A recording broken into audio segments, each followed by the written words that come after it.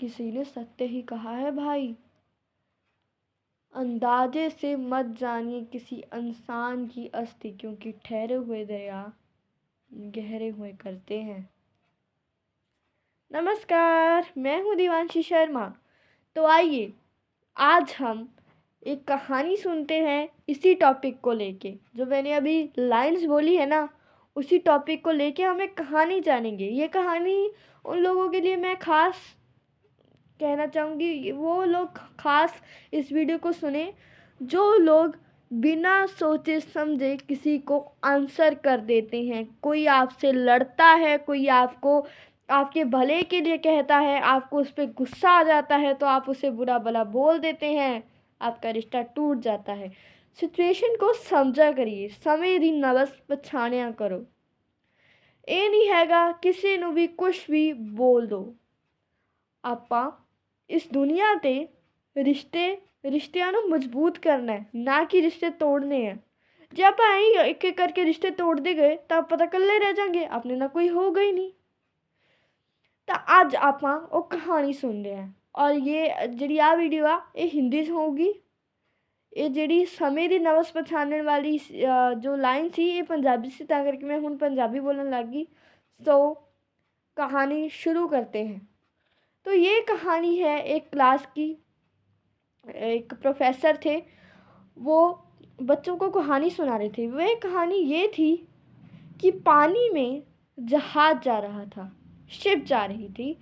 तो जो कैप्टन था वो वो उन्हें कहता है कि जहाज में से जितने भी यात्री बैठे हैं, जहाज में जितने भी यात्री बैठे हैं वह जहाज में से उतर जाएं, क्योंकि ये जहाज डूबने वाला है, ये जहाज खराब होने वाला है, तो यहाँ से उतर जाए। तो तभी वहाँ पे हेल्पिंग बोट्स आती हैं। सभी यात्री, क्योंकि भीड़ लग जाती है कि पहले मैं चला जाऊँ, पहले मैं चला जाऊँ, पहले मैं चला जाऊँ, तो सभी एक बोट तो भर जाती है। दो यात्री रह जाते हैं। उनके लिए हेल्पिंग बोट आती है। वो जो दो पति पत्नी थे, वो कपल थे। जो लड़का है यानी कि उसका पति है, वो अपनी पत्नी को धक्का मार के आप कूद जाता है। उसकी पत्नी उसे कुछ कहती है। तो प्रोफेसर बोलते हैं कि आप सब अंदाज़ा लगा सकते हैं कि उसकी पत्नी उसे क्या कहेगी। सभी बच्चों ने जवाब दिया कि तुम सेल्फिश हो। ये कहेगी कि तुम सेल्फिश हो, तुम धोखेबाज हो, मैंने तुमसे कितना प्यार किया, तुमने बदले में मेरे से ये दिया। एक बच्चा चुपचाप बैठा था, बहुत सिंसियर लग रहा था वो। तो प्रोफेसर ने उससे पूछा कि आप नहीं कुछ कहेंगे, बेटा आप भी बताओ। तो वो कह रहे हैं कि वो बच्चा कहता है कि मैं कहना चाहूँगा कि वो लड़की कहती है कि अब हमारी संतान का ध्यान रखना। वो ये कहता है कि हमारी संतान का ध्यान रखना वो ये लड़की कहेगी।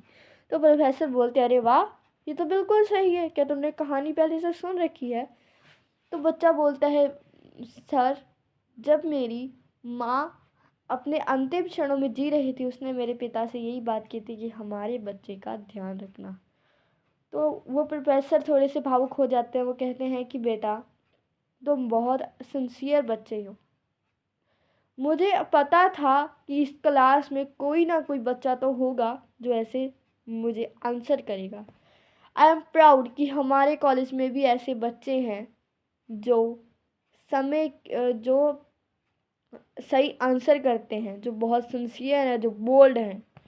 तो ये बात कही और प्रोफेसर अपनी कहानी आगे आगे सुनाने लगे। तो आगे क्या हुआ कि वो जो पति है वो घर पे आ जाता है। तो आप सभी के मन में ये सवाल उठता होगा कि मैंने ये तो बताया नहीं उसने धक्का क्यों मारा। ये आपको स्टोरी के लास्ट में पता लगेगा। स्टोरी कोई ज़्यादा बड़ी नहीं है, तो आइए स्टोरी कंटिन्यू करते हैं।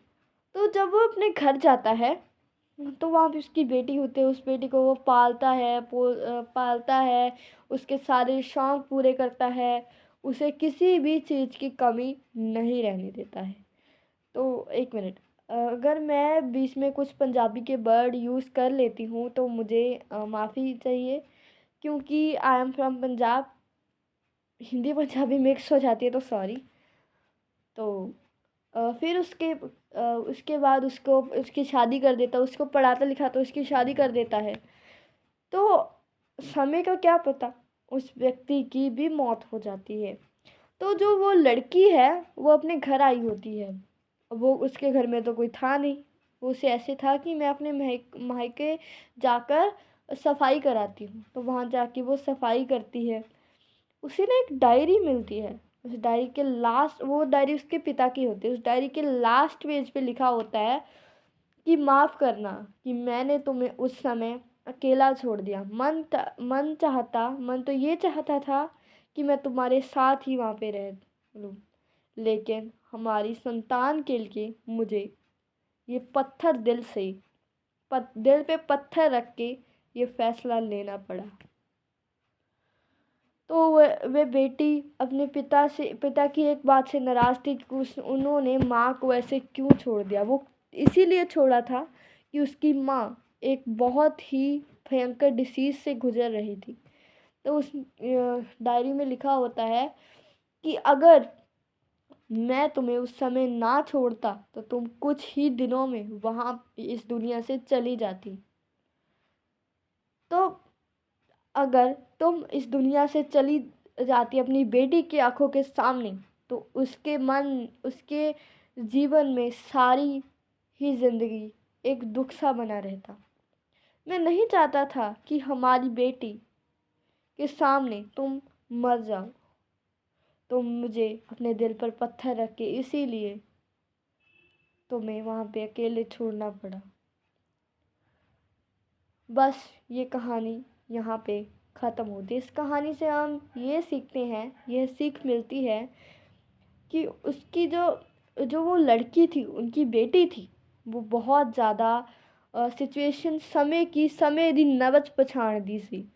ਜੇ ਉਹ ਸਮੇਂ ਦੀ ਨਬਜ਼ ਨਾ ਪਛਾਣਦੀ ਹੁੰਦੀ ਤਾਂ ਇੰਨੇ ਟਾਈਮ 'ਚ ਉਹਨੇ ਆਪਣੇ ਪਾਪਾ ਨੂੰ ਕਹਿ ਦੇਣਾ ਸੀ ਕਿ ਤੁਸੀਂ ਮੰਮੀ ਨੂੰ ਉੱਥੇ ਕਿਉਂ ਛੱਡਿਆ।